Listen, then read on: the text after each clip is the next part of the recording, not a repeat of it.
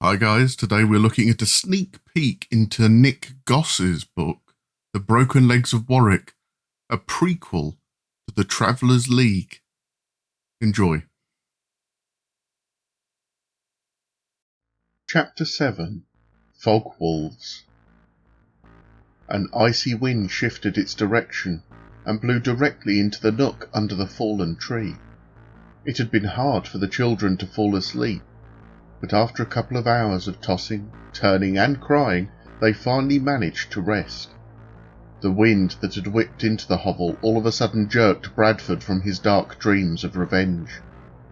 The chill was maddening, and he had shuffled his body closer to the fire pit, but it didn't help at all, because the fire had died completely.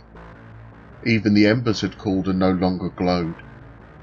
Bradford set to work gathering twigs and dead leaves, grabbing only what was in reach of him as he lay on the forest floor.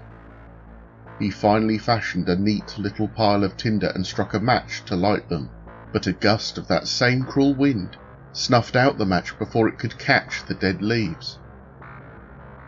As he reached for another match, his last one actually, a slow, melancholy howl rang through the forest. The hairs on the boy's neck stood on end, and a nauseating fear thumped in his stomach. Wolves! A second howl answered a few seconds later, this time from somewhere behind them, way back up the forest path. It was enough to make Sarah stir from her fitful sleep as she jolted upright, eyes wide with fear. Did you hear that? She whispered. Yeah, sounds like wolves. The wind picked up again, and a thick fog blew in around them and their camp. Everything vanished from view as the cold fog blanketed the forest. The howl went up again, this time much closer and louder. It was ear-splitting, and the kids winced in pain as the howl bounced into the hovel. Bradford and Sarah cupped their hands over their ears, but kept their eyes wide open, terrified what might emerge from the fog. Suddenly, there was a loud thump above them. Something huge had leapt onto the fallen tree.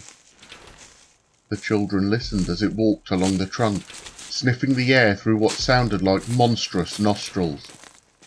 The old rotting wood of the tree cracked under the weight of the huge beast as it moved along the fallen trunk. Finally, it was directly overhead.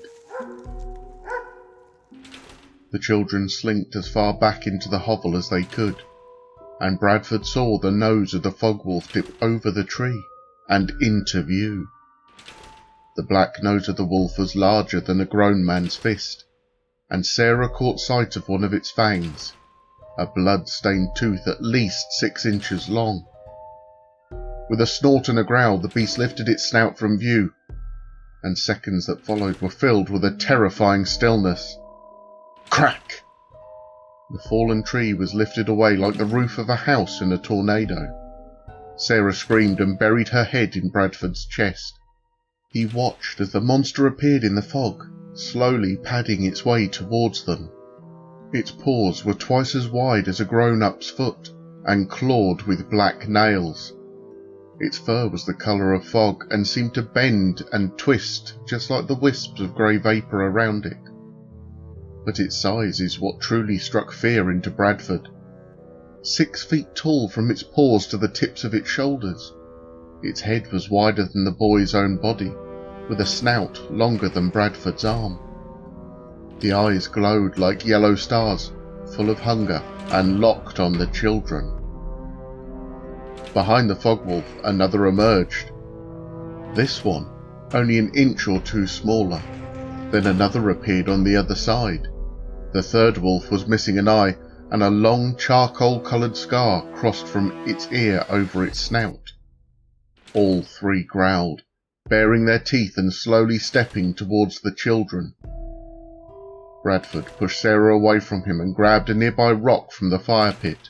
He flung it with all his might at the lead wolf. The jagged point of the stone found the soft flesh of the fog wolf's shiny black nose, and it winced, closing its eyes and letting up a pitiful whelp. Bradford didn't hesitate, and continued his assault, rock after rock, he emptied the fire pit of its stones and struck the other 2 wolves as well. It was enough to make them think twice about claiming an easy dinner. But when all the rocks were gone, they started crawling close again.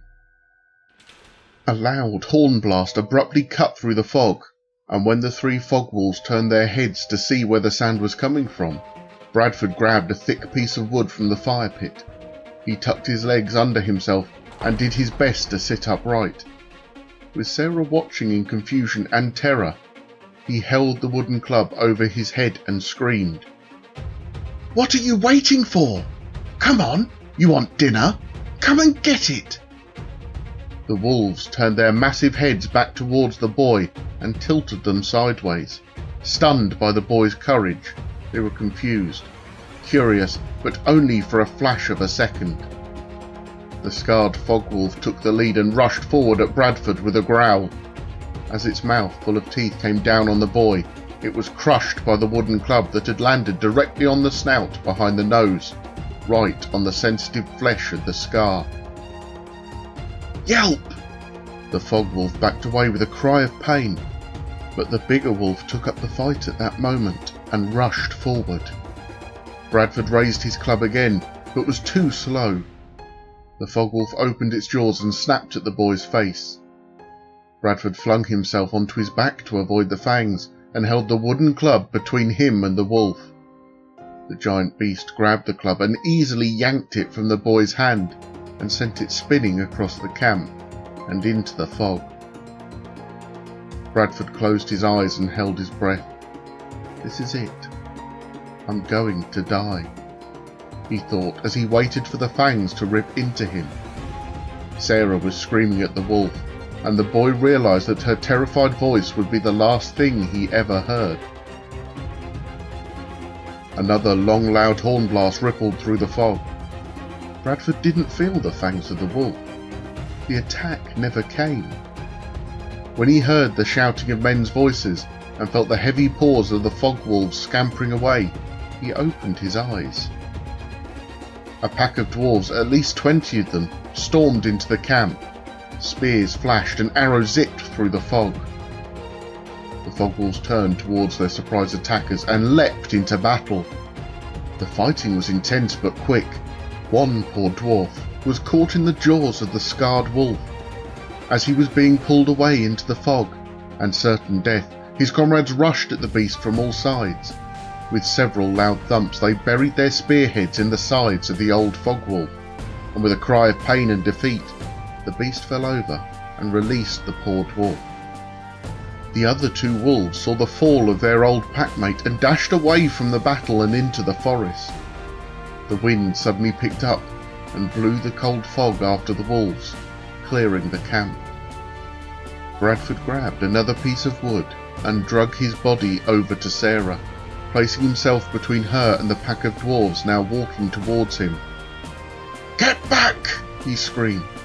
"Get back, you bloody thieves!" The company of dwarves looked at each other in confusion and shrugged their shoulders. Finally, their leader stepped forward and stood at a respectful distance from Bradford and Sarah. He wore an animal skin tunic and pants. He had a broad belt and a hat made of fern leaves. His nose was large and round, and his mouth and chin were buried deep within a brown scraggly beard, with bits of leaves and grass throughout. "Easy there, boyo," he said in a soft voice. "We bear you no ill at all." "Who are you?" Bradford barked at the dwarf. The little man gracefully bowed and smiled. "Allow me to introduce myself. My name..." Sarah jumped to her feet and ran to the dwarf with her arms wide open. "Wally Tom!" Well, that was the Broken Legs of Warwick sneak peek. Hope you enjoyed it. Links will be below for the Amazon and Audible links, and I'll see you next time. Thanks. Bye.